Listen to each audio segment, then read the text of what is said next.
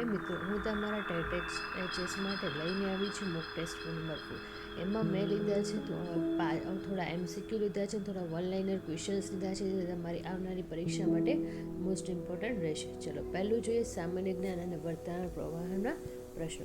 ભારતીય બંધારણના કયા ક્ષેત્ર મુજબ પંચાયતી રાજને બંધારણીય દરજ્જો આપવામાં આવે છે? તો જવાબ શું આવશે? અનુચ્છેદ 243 મુજબ. કારણ કે 73 બંધારણીય સુધારા 1992માં કરવામાં આવ્યું હતું. એમાં ભાગ 9 અને અનુચ્છેદ 243 ઉમેરવામાં આવે છે, જે પંચાયતી રાજની સંસ્થાઓની સ્વતંત્રતા આપે છે. મેં તમારા માટે સમજૂતી પણ એડ કરી દીધી છે. કોઈને કદાચ મારા વોઇસમાં બી કોઈ પ્રોબ્લેમ લાગતો હોય તો વાંચીને પણ જોઈ શકે છે. આગળનું જોઈએ, તાજેતરમાં ચર્ચામાં રહેલ સૂર્યગ્રહ જે છે મફત વીજળી યોજના હેઠળ કેટલા યુનિટ સુધી મફત વીજળી આપવાનું લક્ષ્ય છે? તો શું આપણો જવાબ આપણે લખવાનો રહેશે એક્ઝામમાં? તો કે 300 યુનિટ. કેમ? તો કે 1 કરોડ લોકોને છત આપી છે અને પેનલ લગાવીને 3 મહિના સુધી એમને 300 યુનિટ સુધી ફ્રી આપવાની વીજળી પૂરી પાડવાનું નક્કી કર્યું છે. ચલો આગળનો પ્રશ્ન હવે જોઈએ આપણે. ગુજરાતના કયા સુલતાને મુસ્તફાબાદ અને મુહમ્મદાબાદ નામના 2 નગરો વસાવ્યા હતા?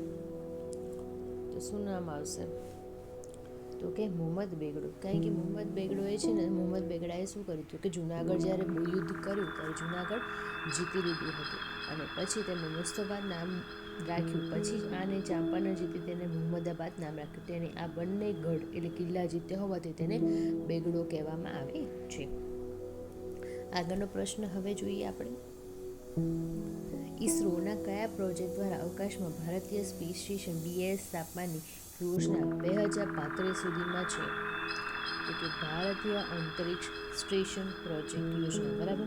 આ પ્રશ્ન એટલે શું છે? ગગનયાન મિશન છે જે અત્યારે ચર્યું છે. 2000 સફળતા બાદ 2035 સુધીમાં પૃથ્વીની નીચલી કક્ષામાં જે ભ્રમણ કરતા પોતાના સ્વદેશી સ્પેસ સ્ટેશન છે સ્થાપવા માટે જઈ રહ્યું છે.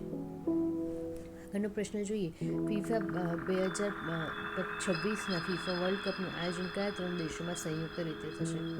તો કે અમેરિકા, કેનેડા અને મસ્કિસો. આ મોસ્ટ ઇમ્પોર્ટન્ટ ક્વેશ્ચન છે, તમારી એક્ઝામમાં આવી શકે છે. હું એને રેડ પેનથી હાઇલાઇટ પણ કરી દઉં છું. ચલો આ પ્રથમ વખતે હશે કારણ કે વર્લ્ડની 48 જે વર્લ્ડ કપમાં 48 ટીમોએ ભાગ લેશે અને તે આયોજન 3 અલગ અલગ ઉત્તર અમેરિકન દેશોમાં થશે. આગળનું જોઈએ હવે. ભારતીય રિઝર્વ બેંકના વર્તમાન ગવર્નર કોણ છે 2026 મુજબ પૂછ્યું? તો જવાબ શું આપશે?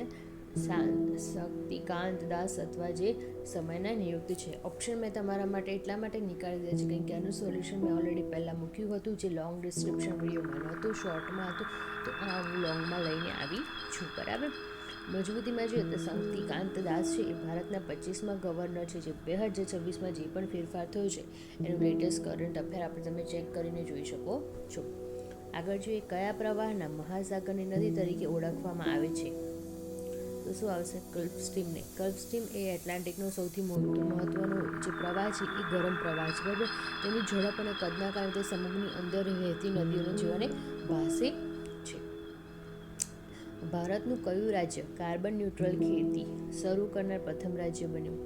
તો કે કેરળ. કેરળ છે જમીનની ફળદ્રુપતા વધારવા માટે, પર્યાવરણનું રક્ષણ કરવા માટે કાર્બન ઉત્સર્જન જે થતી હોય એ ખેતીઓને લોકોને પ્રોડક્શન વધાર્યું છે અને અપનાવી પણ છે. આગળ જોઈએ, વંદે ભારત એક્સપ્રેસ ટ્રેનનું નિર્માણ કઈ ફેક્ટરીમાં કરવામાં આવ્યું છે? આ પણ ઇમ્પોર્ટન્ટ છે. તો કે બી ઇન્ટિગ્રેટેડ કોચ ફેક્ટરી. બરાબર. જે ટ્રેનની 18 તરીકે ઓળખાતી વંદે માતરમ એક્સપ્રેસ સંપૂર્ણપણે સ્વદેશી ટેકનોલોજીથી ચેન્નઈમાં તૈયાર થયું છે. આગળનો પ્રશ્ન જોઈએ આપણે. બંધારણના કયા સુધારા દ્વારા મતદાન કરવાની ઉંમર 21થી ઘટાડીને 18 કરવામાં આવી હતી? તો કે 61મો સુધારો જે આવ્યો હતો ત્યારે 1989માં આવ્યો હતો. 1989માં આવ્યો હતો. રાજીવ ગાંધી દ્વારા સરકાર દરમિયાન 61મા સુધારામાં એમને પહેલ કરી હતી અને એના જ પછી એમને ઐતિહાસિક નિર્ણય લેવામાં આવ્યો હતો. બરાબર. આગળ જોઈએ, વિજ્ઞાનનો પ્રશ્ન. કયું સૂર્ય તત્વ મતલબ જે સૂર્યમાં છે કયું તત્વ સૌથી વધુ જોવા મળે છે? તો કે હાઇડ્રોજન જોવા મળે છે. કારણ કે સૂર્યના લગભગ 73% હાઇડ્રોજન છે અને 25% જેટલું હિલિયમ છે, જે ન્યુક્લિયરના ફ્યુઝન પ્રક્રિયા દ્વારા ઉર્જા પેદા કરે છે. બરાબર. ચલો પ્રશ્ન હવે જોઈએ આપણે. ગુજરાત રાજ્યનો બીજો પ્રશ્ન. અક્કો કયા મુગલ રાજાના સમયમાં ટંકશાળના અધિકારી તરીકે કાર્યરત કરતો હતો? શું આવશે જવાબ? તો કે જહાંગીર. મધ્યકાલીન મ્યાનમારના જે કવિ હતા અક્કો અમદાવાદની ટંકશાળમાં કામ કરતા હતા, જ્યાં સોના ચાંદીના સિક્કા ગળાતા હતા. વર્ષ 2026માં G20 શિખર સંમેલન આયોજન કયા દેશમાં થવાનું છે? તો કે USA અમેરિકામાં થવાનું છે. 2023માં ભારતમાં થયું હતું, 2024માં બ્રાઝિલમાં, 2025માં દક્ષિણ આફ્રિકા અને 2020માં અમેરિકાએ સંમેલનની યજમાની કરશે. બરાબર. આગળ જે ગ્લોબલ વોર્મિંગ માટે મુખ્યત્વે કયો વાયુ જવાબદાર ગણવામાં આવે છે? બધા ઓઝોન ગણે છે, પરંતુ એ ખોટું છે. સાચો જવાબ છે કાર્બન ડાયોક્સાઇડ. કારણ કે ગ્રીન હાઉસમાં કાર્બન ડાયોક્સાઇડનું પ્રમાણ વધવાથી પૃથ્વીના સરેરાશ તાપમાનમાં વધારો થઈ રહ્યો છે. આગળનો પ્રશ્ન હવે જોઈએ આપણે. ભારતનો સૌથી લાંબો સી બ્રિજ કયો છે?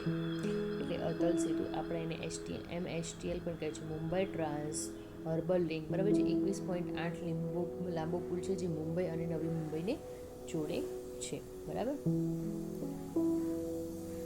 આગળ જે સત્યશોધક સમાજની સ્થાપના કોણે કરી હતી?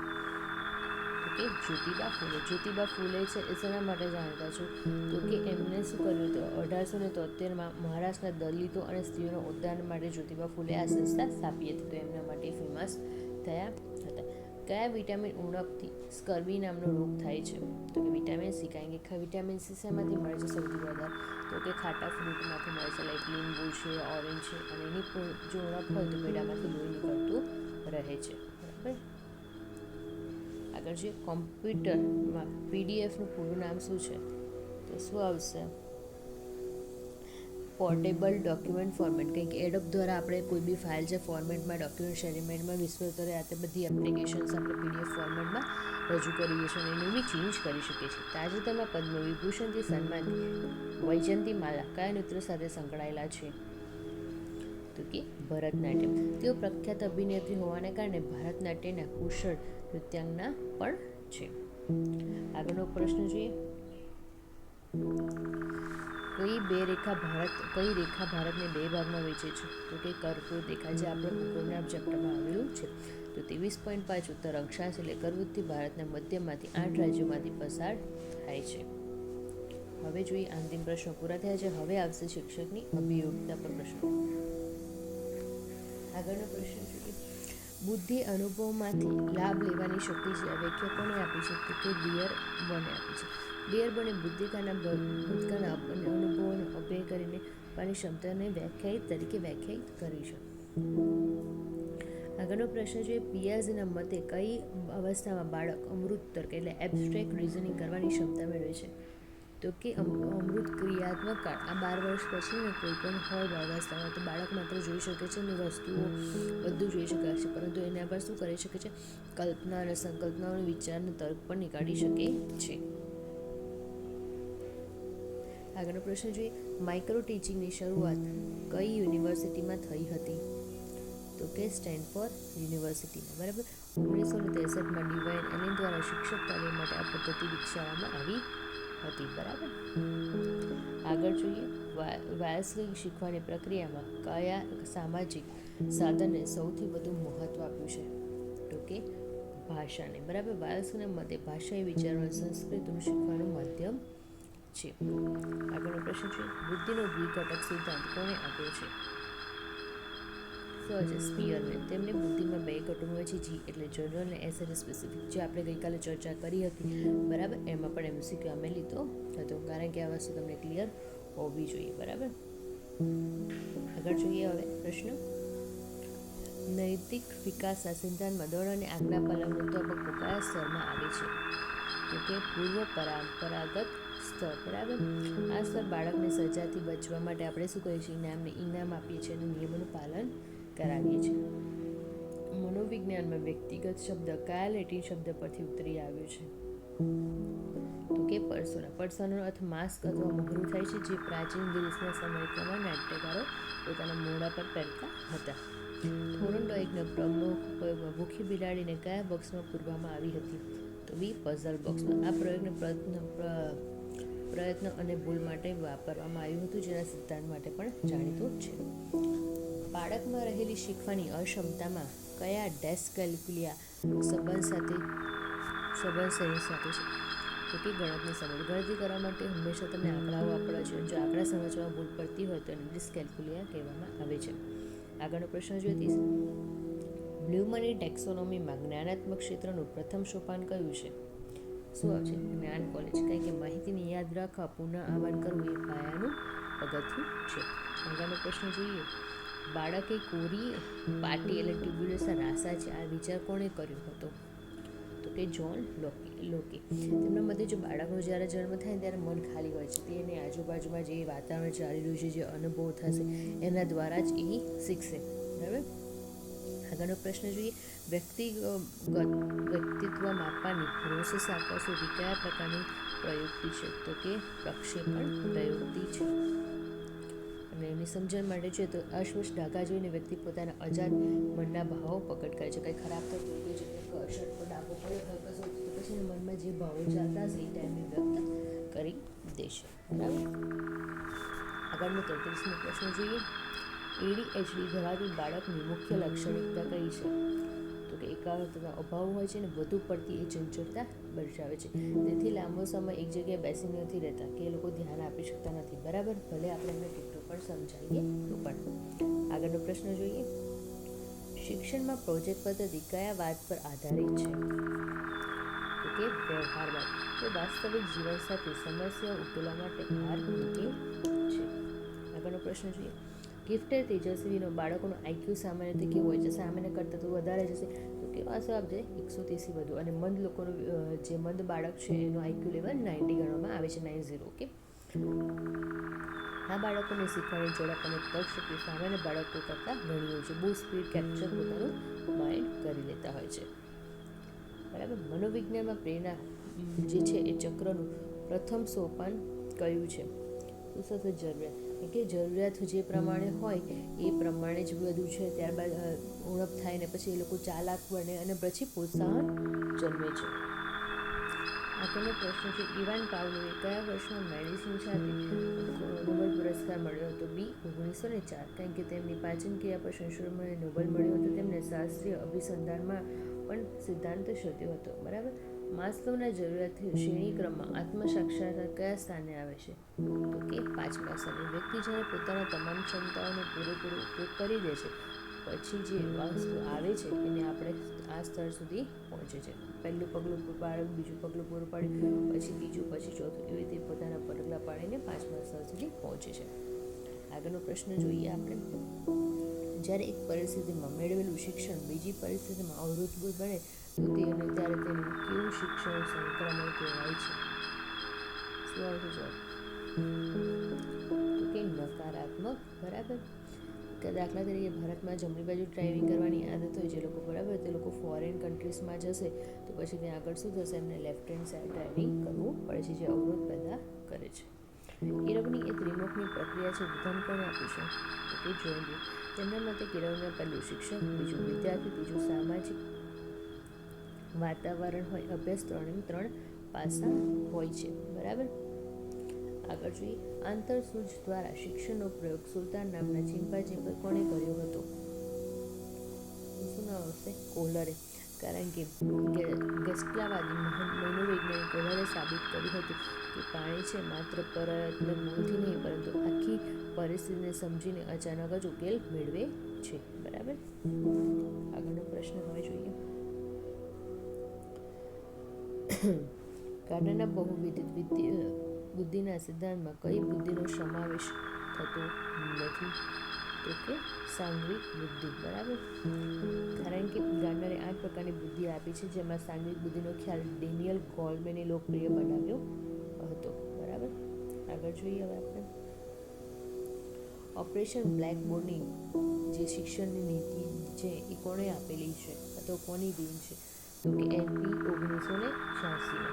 પ્રાથમિક શાળામાં લઘુત્તમ ભૌતિક સુવિધાઓ જેમ કે 2 ઓરડા, બ્લેકબોર્ડ, નકશા પૂરું પાડવાની આ યોજના ત્યારે શરૂ કરાઈ હતી, જે અત્યાર સુધી પણ ચાલી રહી છે. સ્નીકરના કારક અભિસંધાનમાં કઈ બાબત પર સૌથી વધુ ભાર મૂકવામાં આવ્યો છે? તો કે પુનઃ બલન. જો સાચી પ્રતિક્રિયા પછી પુરસ્કાર કોઈને આપવામાં આવે તો વર્તન દૃઢ બની જાય છે. આગળનો પ્રશ્ન છે, પક્ષઘાત ધરાવતા બાળકો માટે કયા પ્રકારનું શિક્ષણ શ્રેષ્ઠ છે? તો કે સમાવેશી શિક્ષણ, મતલબ જેની અંદર દિવ્યાંગ બાળકોનું સામાન્ય બાળકો સાથે જ તેમની જરૂરિયાતો મુજબની સુવિધાઓ પણ આપણને ભણાવવી જોઈએ. બરાબર. મનોવિજ્ઞાનની પ્રથમ પ્રયોગશાળામાં જર્મની લાઇપ્ઝિગને કોણે સ્થાપી હતી? તો કે વિલિયમ વોન્ટે. બરાબર. સમજૂતીમાં જોઈએ તો 1879માં પ્રસ્થાપિત પ્રયોગશાળાના કારણે વોન્ટને પ્રાથમિક મનોવિજ્ઞાનના પિતા તરીકે પણ ઓળખવામાં આવે છે અથવા કહેવામાં આવે છે. કિન્ડરગાર્ટન પદ્ધતિના જનક કોણ છે? જે અત્યારે આપણે કહીએ છીએ કેજીમાં મૂક્યું છે છોકરાને, તો એના પ્રણેતા કોણ છે? તો કે ફ્રેડરિક ફોબેલ. બરાબર. કિન્ડરગાર્ટનનો અર્થ થાય છે બાળકોનો બગીચો, કારણ કે જ્યાં બધા બાળકો નાના રમતા હોય અને એમને શિક્ષા પણ પ્રોવાઈડ થતી હોય છે. બરાબર. હોર્નડાઇક શિક્ષણના કેટલા મુખ્યત્વે નિયમો આપ્યા છે? કે 3 નિયમો આપ્યા છે. પહેલો છે તત્પરતાનો નિયમ, બીજો અભ્યાસનો, ત્રીજો અસરનો નિયમ. આગળ જોઈએ, ગુજરાતના શૈક્ષણિક સંશોધન અને તાલીમ પરિષદ એટલે GCERT ક્યાં આવેલી છે? તો કે ગાંધીનગરમાં. તે રાજ્ય કક્ષાએ પાઠ્યપુસ્તકો અને શિક્ષણનું આદાન કાર્ય સંભાળે છે. વ્યક્તિત્વ માપન માટે રોશશાન શાહીની ડાઘાની કસોટી કોણે વિકસાવી હતી? તો કે હર્મન રોશા. આ કસોટીમાં 10 કાર્ડ્સ પર શાહીના ડાઘા હોય છે, જે વ્યક્તિગતના અજત પાસાઓ પર તપાસ કરે છે. વિદ્યાર્થી જ્યારે પોતાની નિષ્ફળ માટે બીજાને દોષ આપે છે, એક્ઝામ્પલ તરીકે મેં લખ્યું છે પેપર અઘરું હતું, તો તે કઈ બચાવ પ્રયુક્તિ વાપરે છે? તો કે યુક્તિકરણ. પોતાની ભૂલ છુપાવવા માટે એક તાર્કિક બહાના આપવાને યુક્તિકરણ કહેવામાં આવે છે. બરાબર. રાષ્ટ્રીય પાઠ્ય ચર્ચા ફ્રેમવર્ક 2005ના અધ્યક્ષ કોણ હતા? કે પ્રોફેસર યશપાલ. બરાબર. સમૃદ્ધિ તો કે તેમના નેતૃત્વમાં ભાર વિનાનું વળતરને વેગ મળ્યો હતો. બરાબર. આગળ છે, જીન પિયાઝે ગુજરાતના કયા દેશના મનોવૈજ્ઞાનિક હતા? તો કે સ્વિટ્ઝરલેન્ડ. તેમને બાલ મનોવિજ્ઞાનના પિતા તરીકે પણ ઓળખવામાં આવે છે. બરાબર. તમને જો વિડીયો ગમ્યો હોય તો પ્લીઝ લાઇક, શેર અને સબસ્ક્રાઈબ કરી દેજો. તમારા જે પણ મારા ફ્રેન્ડ સર્કલમાં પ્રિપરેશન કરતા હોય તમારા રિલેટિવ્સ, તો એમને પણ લાઇક, શેર અને સબસ્ક્રાઈબ કરી દેજો. વિડીયો થોડો ઘણો પણ ગમ્યો હોય તો પ્લીઝ લાઇક કરવાનું ભૂલતા નહીં. ચલો આપણે આગળ જોઈએ. હવે સ્કૂલ મેનેજમેન્ટ કમિટીના કાયદા મુજબ કયું અનિવાર્ય છે? તો કે RT 2000 મફત શિક્ષણ માટે અત્યારે કાયદો પર ચાલુ છે, જે વાળી શાળામાં વાલીઓ અને બાળકોની બનેલી SMC હોવી જરૂરી છે. બરાબર. આગળ જે બુદ્ધિએ ભિન્ન ભિન્ન ભાગોને જોડવાની શક્તિ છે, આ વિધાન કોનું છે? તો કે એબિંગહોસ. એટલે તેમણે સ્મૃતિ અને બુદ્ધિના જોડાણ પર ભાર મૂક્યો હતો. ચલો. બરાબર.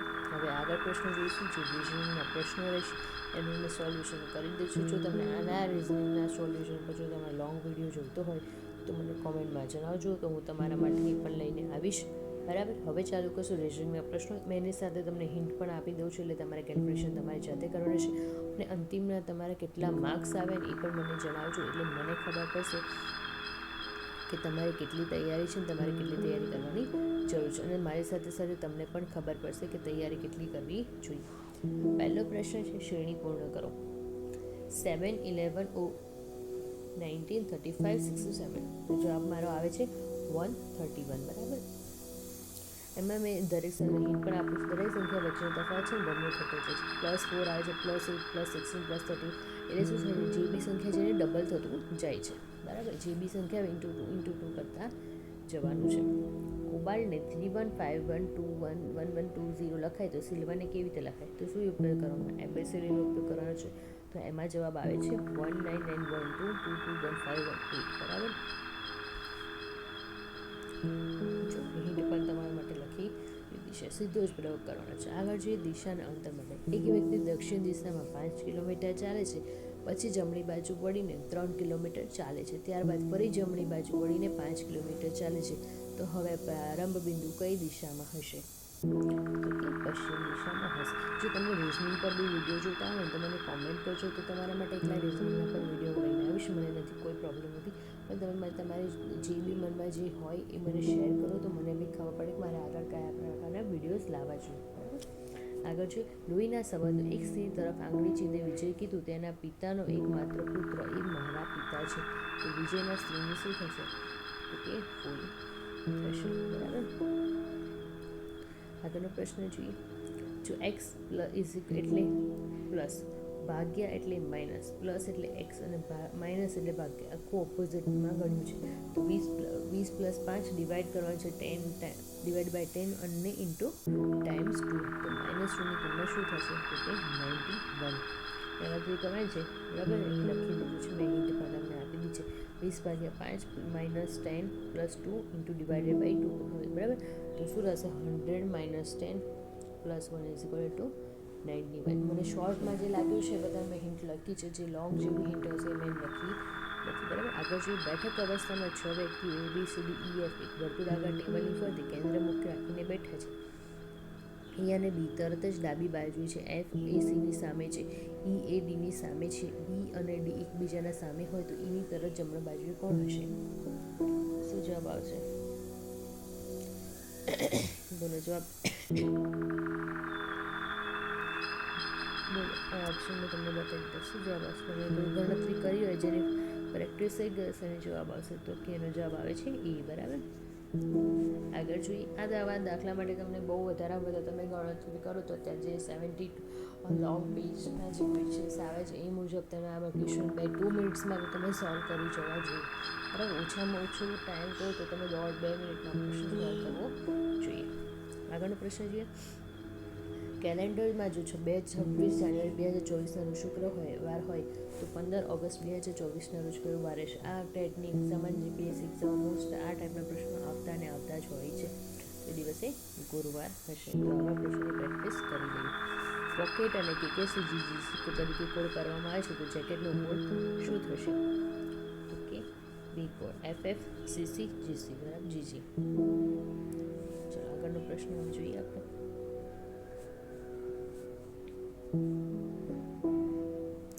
શ્રેણીમાં ખોટું પદ શોધો. શું આવશે? 8, 27, 64, 100, 125 × 160. તો 100 સિવાયની બધી સંખ્યાઓ શું છે? તમે જુઓ તો પૂર્ણ ઘન છે. બરાબર. 2નો ઘન, 3નો ઘન, 4નો ઘન, 5નો ઘન, બરાબર, અને 6નો ઘન. તો આગળનું પદ શું આવશે? 6નો ઘન આવી ગયો તો હવે શું આવશે? ખોટું પદ શોધવાનું છે. તો એમાં જુઓ કયો ઘન ખોટો પડે છે.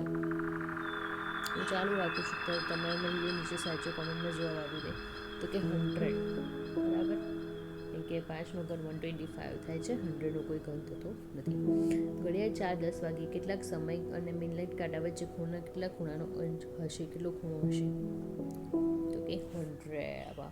જો ફોર્મ્યુલા છે 30 hours - 11/2 minutes = 30/4. 30 × 4 થશે, જે 4 કલાક આપે છે, અને 11/2 કરશું એટલે શું થશે? 5.5 અને 10 મિનિટમાં કાઉન્ટ કરશે તો 125 - 55 એટલે શું થશે? 65. બરાબર. મેં લખી દીધું છે અને ભૂલથી આ સાઈન આવી ગઈ છે માટે માફ કરી દેજો. આગળ જોઈએ. લુપ્ત સંખ્યા શોધો. તો પહેલી સંખ્યા આપી છે, ત્રીજી આપી છે અને ચોથામાં વચ્ચેનો એક ઓપ્શન લુપ્ત છે. લુપ્ત એટલે ગાયબ થયેલું શોધવાનું છે. તો શું જવાબ આવશે આમાં? તો કે 6 જવાબ આવે છે. બરાબર. અને ફોર્મ્યુલા મેં તમને કે 7 × 4 તેમજ તેનો જવાબ પણ આવી રીતે ટ્રાય કરશો તો તમારો જવાબ આવી જશે. 9/6 કરશો તો બી તમને તમારો જવાબ મળી જશે. બરાબર. વેન આકૃતિ. એશિયા, ભારત અને અમદાવાદ વચ્ચેના સંબંધ કોઈ શ્રેષ્ઠ આકૃતિ દર્શાવે છે. વેન આકૃતિનો પ્રશ્ન લીધો છે. તમે વર્તુળ દોરશો તો ખબર પડશે. એક વર્તુળની અંદર બીજું અને તેની અંદર ત્રીજું. કારણ કે એશિયાની અંદર શું આવશે? ભારત, અંદર આવશે અમદાવાદ. બરાબર. પ્રશ્ન આવે છે. બરાબર. આગળનો પ્રશ્ન જોઈએ. વિધાન છે બધા ડૉક્ટર ભણેલા છે. બધા ભણેલા લોકો નમ્ર છે. નિષ્કર્ષ બધા ડૉક્ટર નમ્ર છે. કેટલાક નમ્ર લોકો ડૉક્ટર છે. તો શું જવાબ આવશે સાચું? તો કે A અને B બંને સાચા, પણ કોઈ નિષ્કર્ષ આપણે કાઢી શકતા નથી. કોઈ આવું પર્ટિક્યુલર આપણને કારણ મળતું નથી. એટલે શું આપણે લખીશું? નિષ્કર્ષ 1, 2 સાચા છે. જો ગો 32 હોય, શી 49 હોય તો સમ શું હશે? તો કે બધા મૂળાક્ષરો શું કર્યો છે? મેં સરવાળો કરવાનો છે. બરાબર. તો જવાબ આવે છે 62. પાસાની બે સ્થિતિ મુજબ 3 તળિયે હોય તો ઉપરની સપાટી પર કયું અંક છે? પહેલી સ્થિતિમાં લખું છું 1 4 2 3 છે, સેકન્ડમાં 4 5 1 છે. શું આવશે જવાબ? તમે બધું વિડીયો પોઝ કરીને જવાબ સોલ્વ કરવાનો ટ્રાય કરી શકો છો. બરાબર. તો જવાબ આવે છે 6. બરાબર. મારાથી થોડું પીડીએફમાં આગળ બાજુ થઈ ગયું છે. નેક્સ્ટ ચેનલ ડિસ્ટ્રિક્ટની છે. બરાબર. એની માટે સોરી. વિભાગ 4 છે ગુજરાત ભાષાકીય પ્રાવીણ્ય 71 થી 85 એના પ્રશ્નો રહેશે. બરાબર. હવે જોઈએ જય સોમનાથ નવલકથાના લેખક કોણ છે?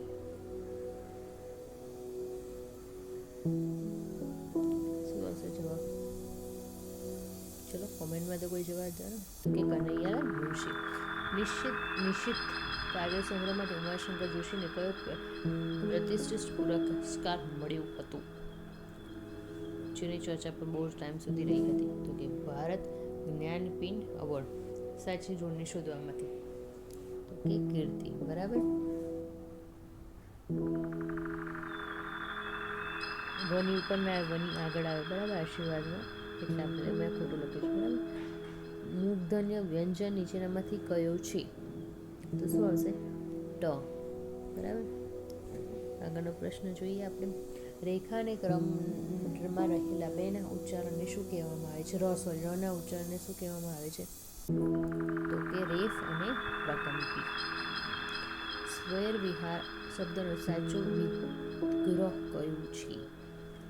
સ્વ પર એર વિહાર. ગુજરાતીમાં વ્યાકરણના કોન્સેપ્ટ ક્લિયર છે તો તમને બધા જવાબ આવડી જશે. બરાબર. શ અને જ્ઞ એ ગુજરાતીના મૂળાક્ષરોમાં શું છે?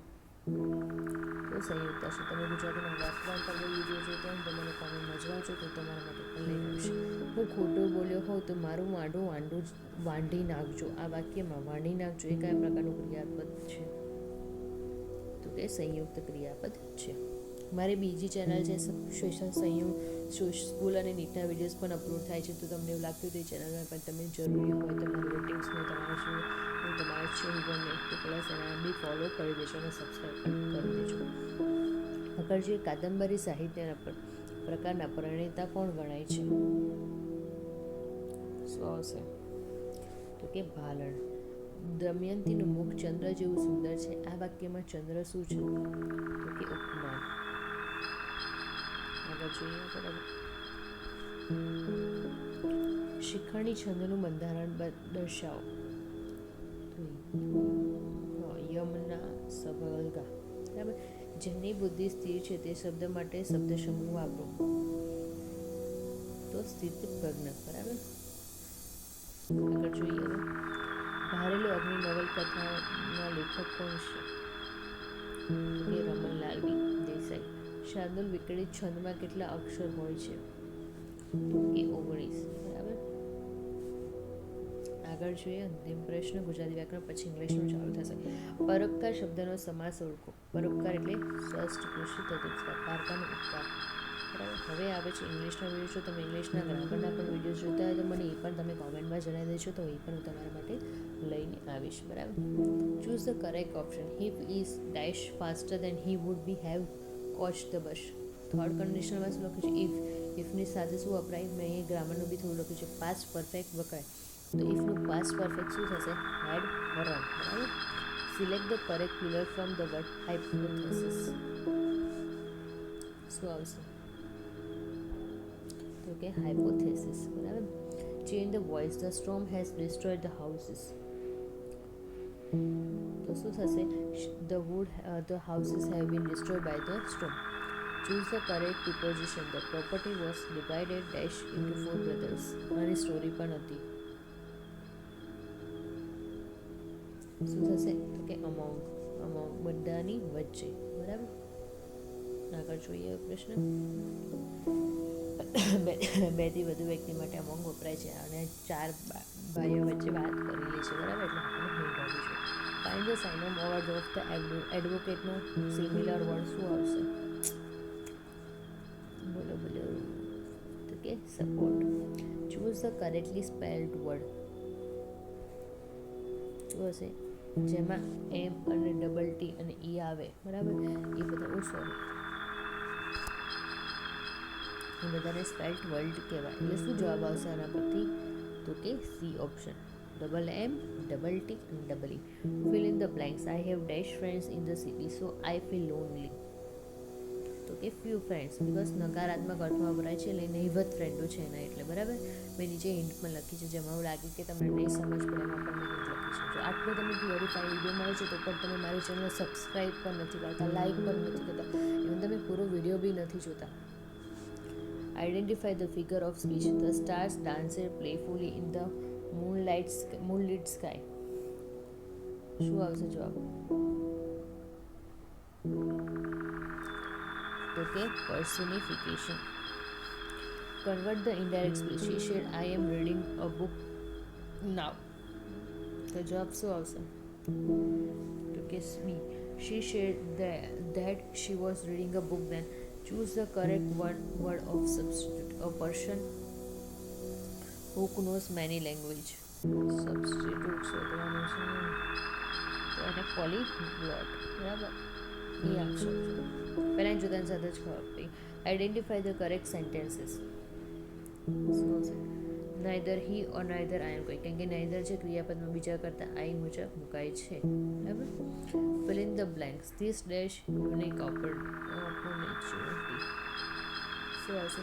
યુનિકનો આન્સર વાયની સાથે શરૂ થાય છે તો એ વ્યંજન ગણાશે. વ્યંજનમાં ખાસ કરીને યાદ રાખજો, મેં આના પર બી બહુ પહેલાં તમને વિડીયો મૂક્યો હતો, જેમાં બોલવામાં આવે ને સ્વર એની આગળ જ એને લાગશે, પણ બોલવામાં લખેલો હોય સ્પેલિંગમાં યુ, પણ બોલવામાં નહીં આવે ને તો એ વ્યંજન ગણાવવામાં આવશે, બરાબર? તો આ શું નિગળ શું આવશે? કે એ આવશે, બરાબર? આપણો ઓપ્શન એ રાઈટ આન્સર રહેશે. Select the correct idiom meaning to the burn of midnight oil. રાતે to work or study late at night. To night રાતે કેમ બલ્બ ચલાવતો? તો કોમન શું છે? તમે વાંચતા હો રાતે તો જ, બરાબર? Choose the appropriate question type. That you have not finish your work dash. What is the answer? Have you don't have you, બરાબર? આગળ જોઈએ હવે. Identify the part of speech in the underline word they arrive soon after. શું છે એટલે ક્રિયા ક્યારે થઈ છે દર્શાવે છે, તેની ક્રિયા વિશેષણ પણ કહીએ છીએ. તો શું થઈ જાય? એક જાતનું એડવર્બ. તમને જો વિડીયો ગમ્યો હોય તો પ્લીઝ લાઇક અને સબસ્ક્રાઈબ કરી દેજો. તમને અને એક દિવસ છું ને એક દિવસ તમને ડેલી તમને મોક ટેસ્ટ પેપર મળી જશે. અને આવતીકાલે ગુજરાત ઇતિહાસ પર વિડીયો આવશે, મેં ઓલરેડી અપલોડ પણ કરી દીધો. ડેલી હું 5 MCQs પણ લઈને આવી છું, તો એ પણ તમે જોઈ શકો છો. પ્લીઝ એના માટે સબસ્ક્રાઈબ કરશો તો મારો જે વિડીયો પડશે તમને ત્યાં નોટિફિકેશન મળી જશે. તો પ્લીઝ હમણાં જ મારી ચેનલ લાઇક શેર સબસ્ક્રાઈબ કરવાનું ભૂલતા નહીં. Thank you so much.